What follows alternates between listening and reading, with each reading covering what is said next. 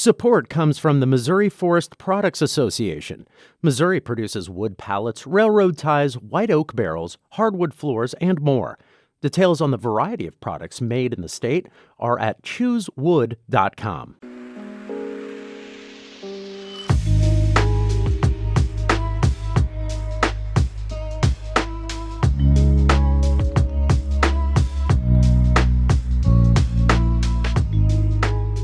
It is set up as a dark money organization so it can hide political donors. That's what it does. And it was used to coordinate with the Trump campaign specifically. I mean, I didn't write this. This was written in the emails.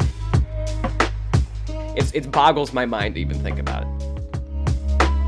I spent a lot of time looking through these documents, and I also filed a lot of the links that were in there, and I archived as many of them as I could.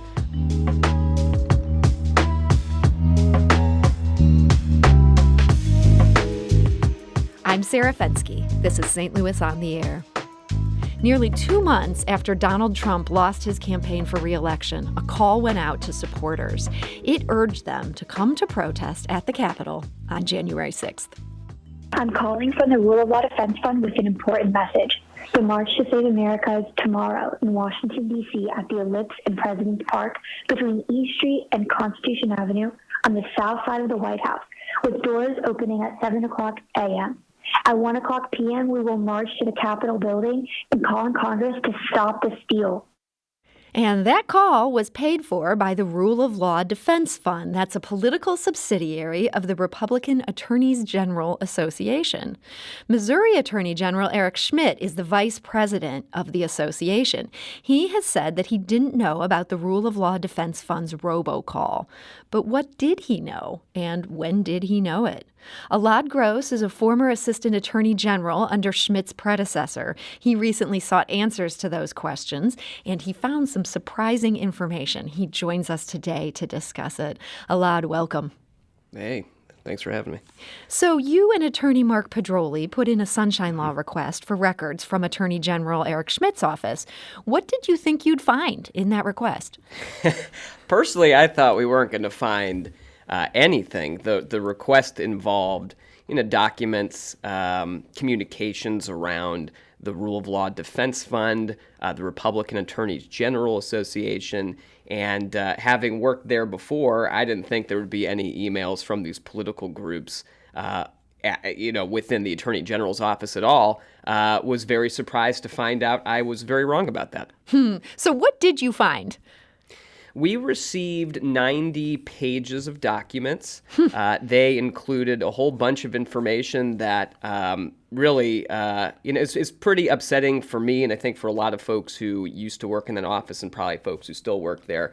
But it demonstrated that state attorneys general, high-ranking officials from their offices were attending political group meetings during work hours. Taxpayer-paid staff were using state resources to push political agendas and political ambitions of folks, and that includes the robocall that you just had that was funded by one of those groups, and the emails documented many, many meetings that high-level staff officials in many states in our country were having that were put on by this group to discuss plans around election integrity and what to do if Donald Trump lost the election. And I want to talk about some of the specifics you found in the records, but I want to go to this idea of why you were surprised about this and the state resources used in this. Your surprise is that things like state email addresses aren't supposed to be used for this kind of business. Is that right?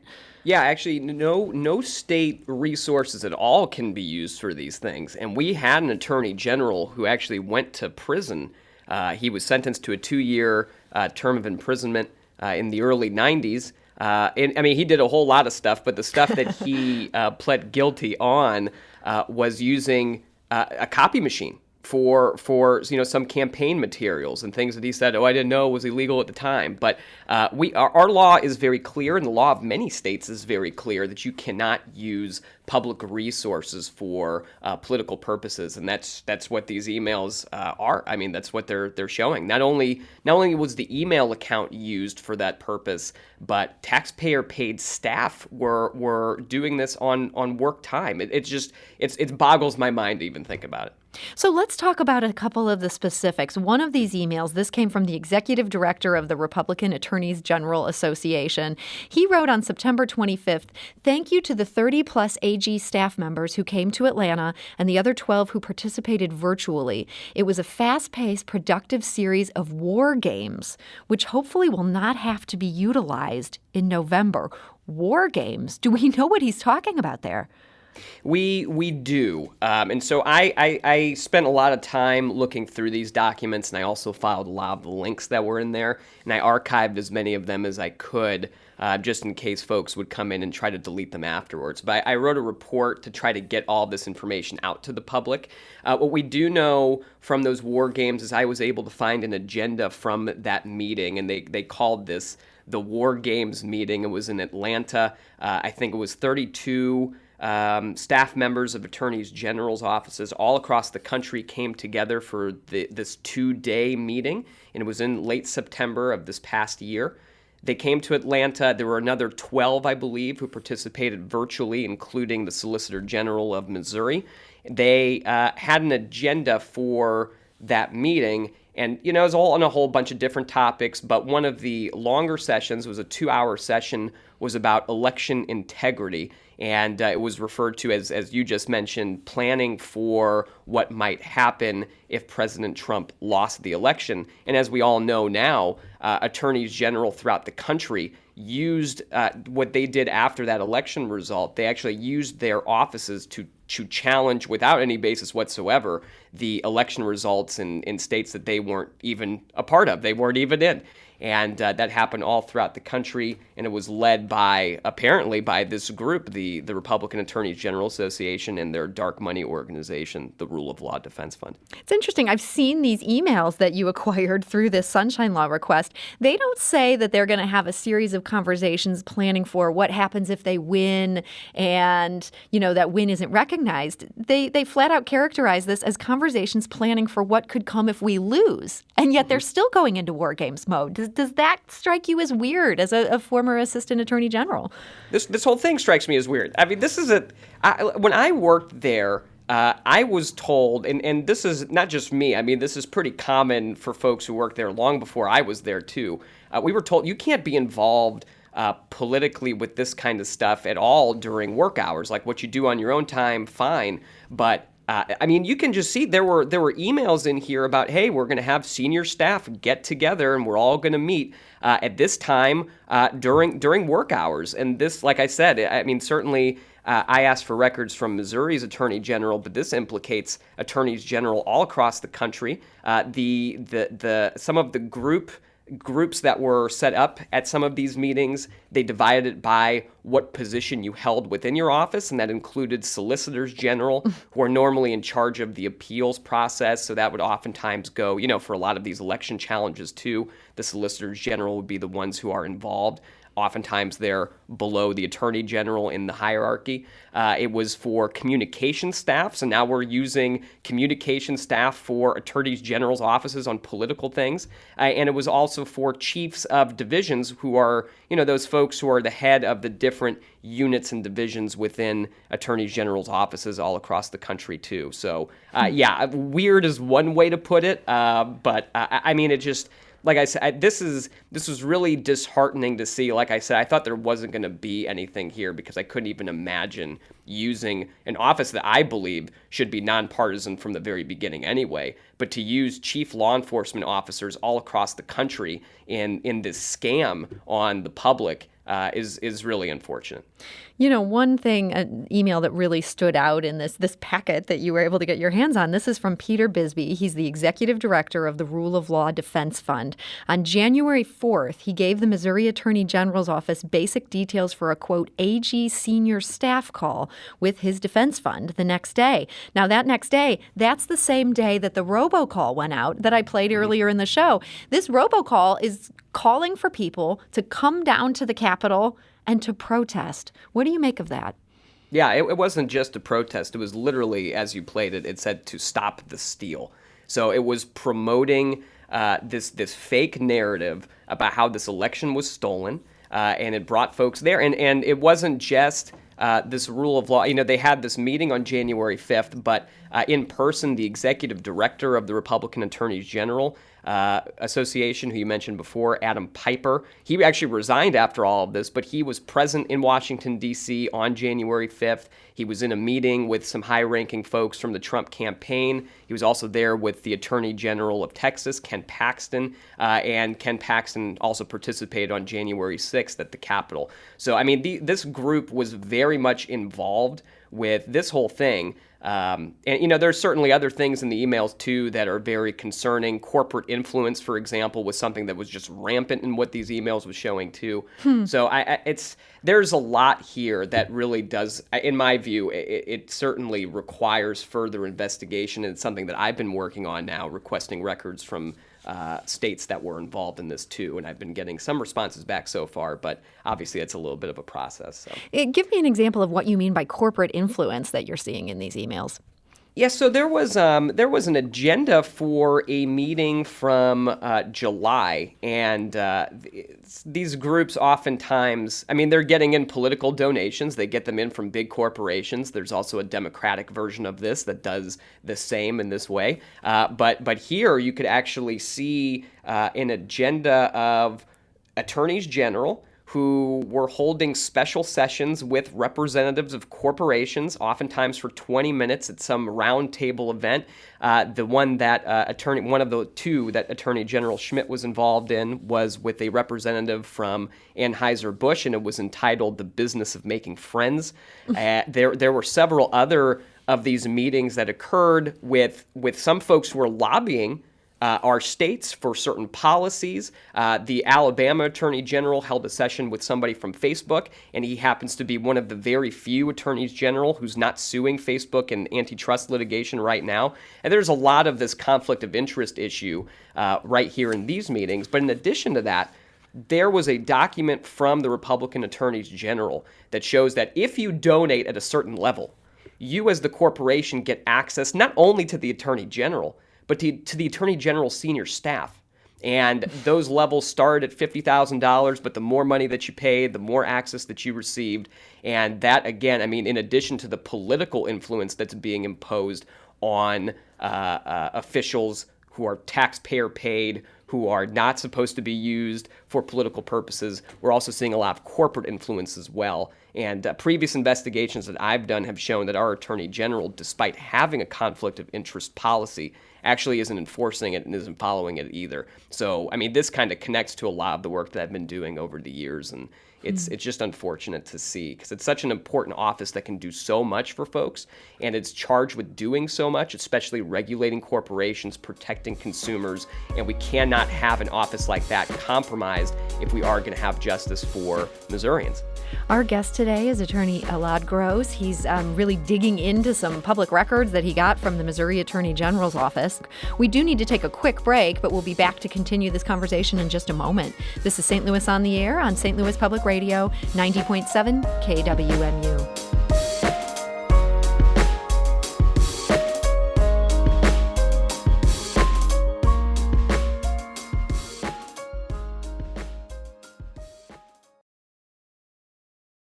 Support comes from the Missouri Forest Products Association, providing more than 41,000 jobs in the production of wood pallets, railroad ties, white oak barrels, hardwood floors, and more. Details at choosewood.com.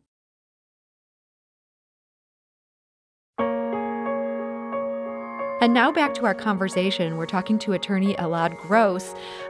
He has acquired a number of public records from the Missouri Attorney General's office that suggest that they were very involved in efforts to try to stop the results of the presidential election, to basically stop the loss that President Trump suffered. We do want to mention we reached out to Attorney General Eric Schmidt's office for comment, and they referred us to a statement previously supplied to the St. Louis Post-Dispatch.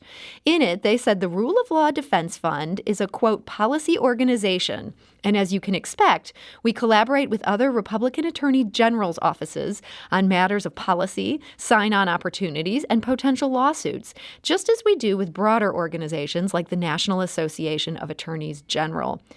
Elad, is that comparison accurate?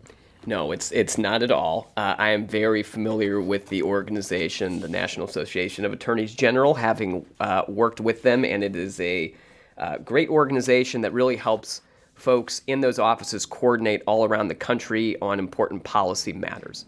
This one, I don't know who in the world can say that it is a policy organization after what it has done. I mean, it is set up as a dark money organization so it can hide political donors.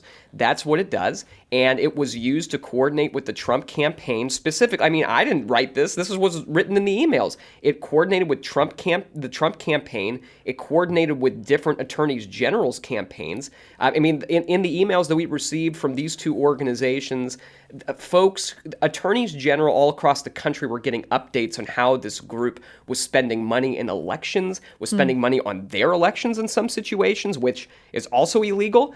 So I mean, this excuse is awful, and it's unfortunate that is the language that's being peddled to the public right now, because it's not true. And the Attorney General, unfortunately, that is the office that is supposed to hold scams like this accountable. And I mean, that's obviously not happening.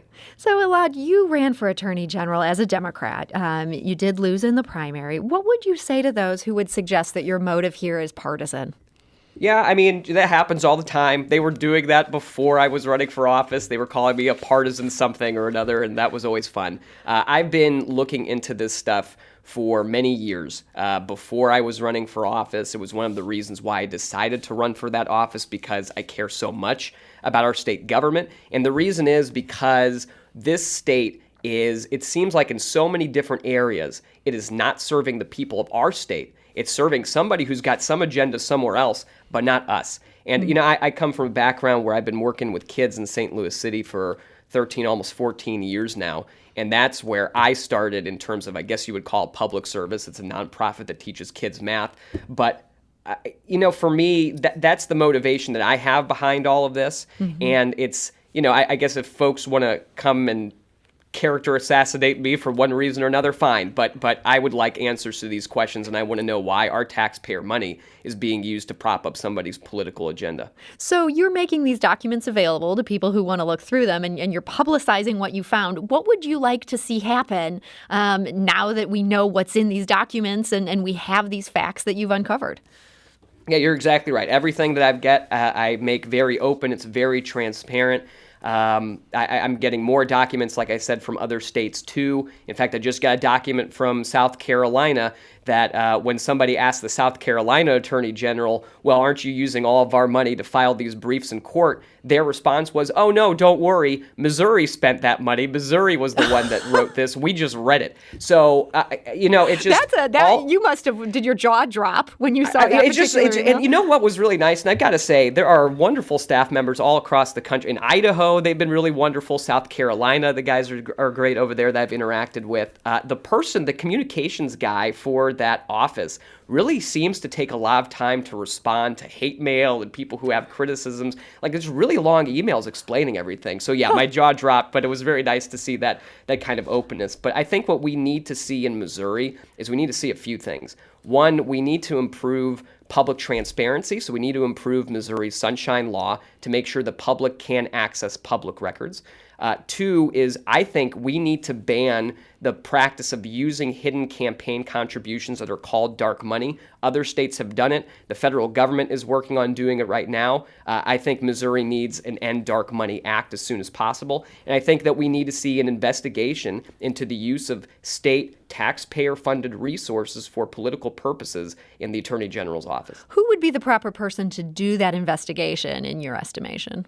I think that the legislature should be the one that gets involved here, because, you know, they're representing folks from all over the state, and I think that they've done oversight actions like this before, most notably with a former governor of ours, Governor Eric Greitens, who ended up resigning.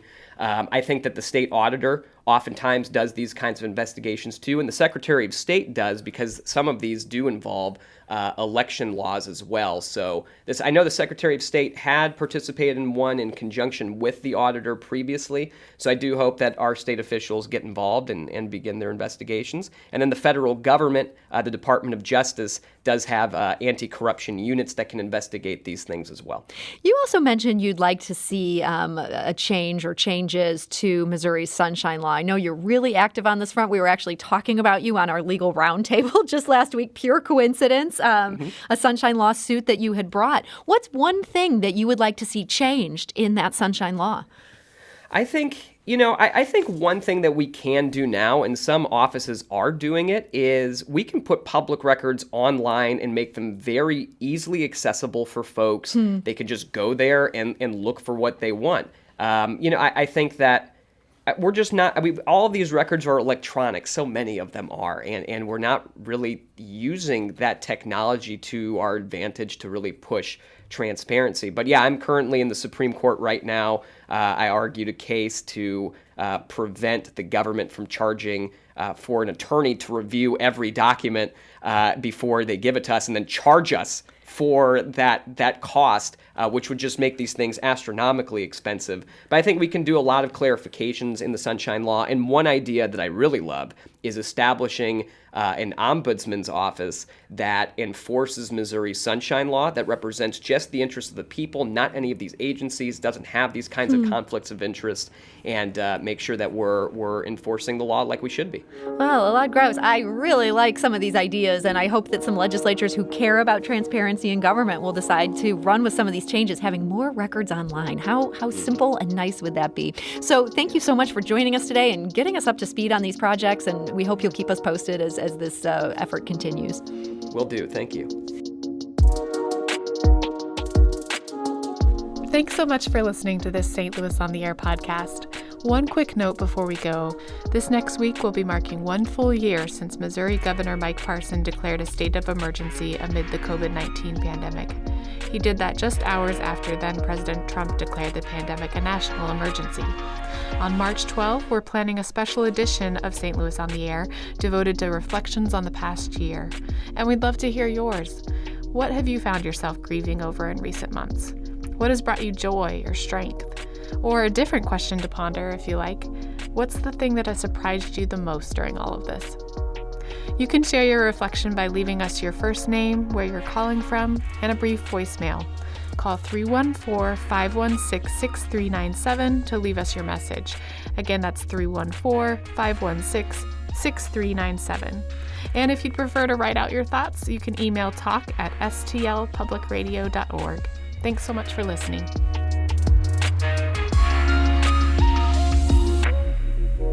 If you learned something new from today's episode, consider leaving us a review and rating on Apple Podcasts on the App Store. It's the easiest way to help people discover our show. We appreciate it. Thank you.